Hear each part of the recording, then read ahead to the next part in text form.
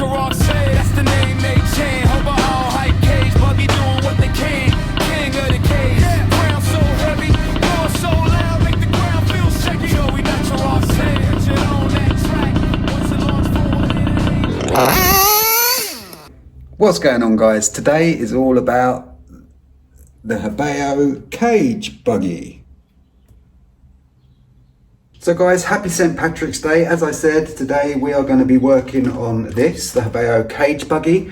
I bought this some time ago. I made a video on it. It had some problems. We are going to sort those out. We are going to upgrade a few things. We are going to put a bigger engine in. We are maybe going to put a different pipe on. We might shim the wheels. And then we're going to take it for a rip.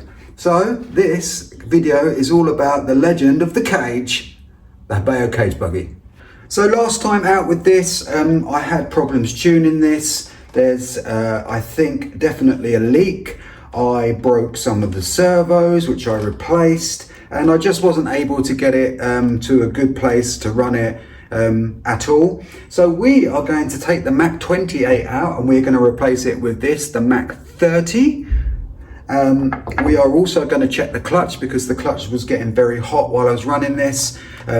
So we'll take a look at that while we change the engine. We will probably shim these wheels, see if we can take some of the slop out, and we may put this one-piece pipe that came out of the Hobao Hyper VT on. I'm not sure that it's going to fit though, but we'll try. So I don't know about you guys, but often in life, but very often with RCs, when I see an RC, one that I haven't had before, one that I'm not very familiar with it, I sometimes look at them and I think, you know what, I just don't like it. I don't like the look of it. And then very, very often, after I've sat for a little while, looked at it, lived with it, I start really, really enjoying the aesthetics of it. And this is no exception. When I first saw these cage buggies and truggies, something in me just didn't like the look of them. But the more I've had this, the more I've seen these on other people's channels, I really, really, really like it. So I am going to give it some love. The first thing we need to do is to remove the cage, or at least flip it up. Remove the Mach 28 turbo engine, check the clutch out. We're also going to then shim the wheels. We'll see if this pipe fits. I don't think it's going to. We'll put the Mach 30 in and we will take her for a burn. Okay, so to remove this cage, guys, you have to undo 4 screws. There's one there, and 2 at the back, and then this whole lid will flip forward, giving you the access to all the internals. Okay, so she is open. I've just noticed that at the back here where the pull start is, there is a screw that's almost about to fall out, so it's a very good job we addressing this now. I've been very lazy, and as you can see, there's still fuel in the tank. That's a bit of a no-no, but there you go. So next thing I'm going to do is disconnect all these fuel lines, the linkages, and pull this engine, and then we will have a look at the clutch. I believe last time I looked at this, all the components, well, when I say components, I mean the shoes inside, were almost unused. So I'll be interested to see if there is any damage there. So the linkages are undone. I did notice there was quite a bad block in the fuel system. That was down to me. There was jelly in it. Fortunately, the fuel filter wasn't gunked up, but the lines were. There was no air going through them, no fuel going through them, so that would have caused big problems. But that's all clean now. As I said, the linkages are undone, the air filter is disconnected. So we're going to pull the engine and we'll take a look at the clutch. Right, so that's the engine's pulled. I'll take this air filter off in a minute. Now what I am going to do is I'm going to make a small witness mark on the mount here and here and here and here, because these crankcases are the same size, which means that if I get the exact alignment of this engine to this one, the mesh will be good because I haven't undone the engine itself. So yeah, I'll do a witness mark there, and now I know exactly where to place this. Just a little tip for when you're swapping these things out, just makes it a bit easier. So I just had a mini crisis while changing this engine over. I lost one of these screws that go into the mount. Not screws, one of the nuts. It's gone on the floor. I cannot find it. I haven't pulled this all out. I was going to sweep the whole floor and have a look for it that way, but then I remembered that I always carry this little RC screw kit, just a cheap one from Amazon. And the amount of times this has got me out of trouble, it's just out of this world. So I've actually got another nylock here which fits perfectly, so the show can go on. Thank goodness for that. That's why that one is sort of like a chrome and these ones are black. You know, it's really funny. Have you ever heard that saying that black makes you look thinner? It makes you look less portly. Well, these nuts, when I saw them in the box, I thought they're definitely too big. They look a lot bigger than the black ones that are on there, but they're exactly the same size. Okay, so that's the Hyper 30 fitted up with the mount. One of the fiddliest parts of doing this. I also swapped the gasket from the 25, the exhaust gasket here. This was the one that was on there, and it has definitely seen better days, so that has gone. So next thing we need to do is go back to the Mac 28 and pull this clutch, have a look at the springs, have a look at the, I mean, it feels quite nice, there's no play in it. We'll have a look at the springs and we'll have a look at the shoes, and then we'll swap all this onto that. Also the flywheel. I have a flywheel remover here. It's not actually a flywheel remover. This is a battery terminal remover, but I'm thinking it's gonna work pretty well, so we'll see. So here we go, guys. Here is the clutch itself. And as you can see, those shoes, they have got very, very little wear on them. These are just the nylon ones. Some people think they're better than the alloy ones. I don't really know. It's got the gold or bronze or copper springs. They're usually fairly tight, I think. So anyway, we'll pull this clutch off and pull this flywheel off and swap it over. So I actually resorted to just banging the back of the flywheel because the crank was coming out too far to get purchase on the flywheel, and the only way you could get it around the flywheel is to open it like this to get it onto the flywheel. That slightly pushes this down, which then makes it too much of a short distance. The crank's too long. So this would work on small block engines, but it doesn't work on a big block.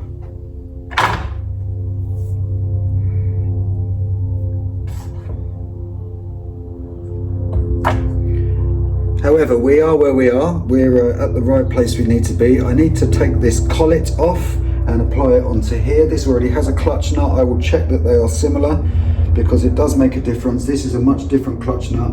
So I'm going to stick with this one because we know that one works. I'll take that collet off and put it all onto the 30. Okay, so I've swapped the collet over, but it occurred to me that some of you might like to know, all these brass collets which hold by friction the flywheel on, they have a little groove there, that groove there. Now, when that flywheel and the clutch nut has been on that, it's compressed and it's you don't think it's going to be able to come off because obviously that gap is compressed, but you can work a screwdriver either underneath it very carefully because you don't want to damage the bearing, or you can work it into the groove and just open it up a little bit. It doesn't matter if it bends a little bit open, because when you fit the flywheel and the compression of the clutch nut down, it will close it again with no problems. Yeah, Joey Nitro in the house.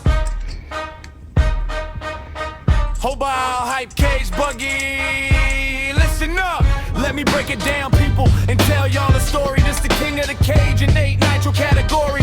Channel on fire, that gravel getting blurry. Dust in the lens, but the crowd never worry. Pull start pulling that engine, stay mean. Fuel in the tank, everything clean. Jump so high like it's touching the screen. Whole pit stop looking like a race. Okay guys, so now I'm going to put the clutch shoes back on. Now I've said many times before that I use one of these, which is a clutch shoe tool, and when you're first getting into the hobby, these things are absolutely brilliant. They're really, really helpful to get your clutch shoes on and get them off, because there is a technique to it, and it can be difficult to explain the technique without using one of these on camera. So one of these comes with instructions. It's quite self-explanatory. It takes the shoes off and it also pushes them back on. But I'm actually not going to use this now because I know a good way of getting these on. I've learnt the technique using a flat blade screwdriver. I'm going to see if I can get that on camera for you quickly so you can see it as well. So First of all, these things are directional, so you need to work out what way the engine spins, because obviously these open up with centrifugal force, grip the bell, and that's what gives you power. So you need to remember what way these go on. I know it goes on this way. Now what I do is I slip the shoe on just into the first hole and slightly into the spring, and leave the back of the spring in there, slightly proud of the clutch nut. Then I bring it round over the clutch nut, so we're now there, and just push it down there. And that's sitting on there just nicely. This, as I said, this can be tricky if you've not done it before. So these, as I said, clutch shoe tools are very, very cheap and easy, and just good to have in your tool set. Okay guys, so this is the bell, clutch bell back on. As you can see, it's spinning very, very freely, lovely and smooth. There's no binding there. There was a very strange shim setup in this clutch. There was shims underneath the bearing in the bell, and just shims in places that I've never seen a clutch shimmed. I actually added 2 more shims to this, and there is a very, very tiny amount of play. Tiny. I'm talking 1/2 mil, 1/4 mil, just enough that if it heats up a little bit, it won't cause a lot of friction. But as you can see, that is spinning absolutely lovely. So let's get this back into the cage buggy. Okay guys, so she is back together. The .30 is in, the exhaust is back on, it's all buttoned down. But man, she tried to fight me all the way, and I'll show you why. So as I was making adjustments for the throttle servo, making sure that the throttle opened fully, and when you engage the brakes it didn't shut the carb, this arm here, well actually it was this one here, decided to snap at the end. I didn't know what I was going to do, but I found this one. I had to file it down because it was rubbing just under here. It was a little bit too long, so you needed to file it down or cut it very close to where the first hole that you screw down is. That makes it weak, so when I screwed it up it then snapped. Eventually I got one of the ones, the servo arms that's like a cross, as you can see, this one here, and I cut this arm off here and this arm off here, and with a little bit of heat and different screws I managed to get it all functioning. Now it's opening and closing perfectly, so it's time to close the buggy down, and then we will give it a bench tune and then we'll take it out. Okay, so guys, this thing wanted to fight me right till the very end. Even the cage did not want to go back on properly, but we are on, we are primed, we are heated, and it's time to start her up.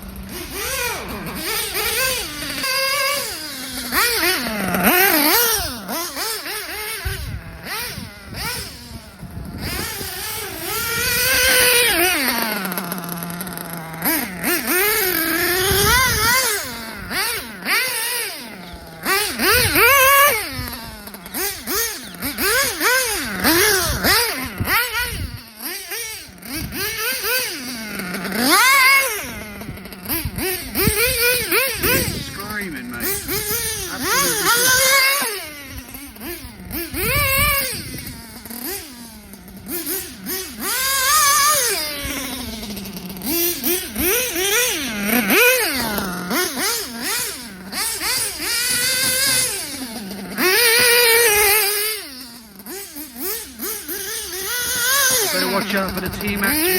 I want to be smashing this to pieces.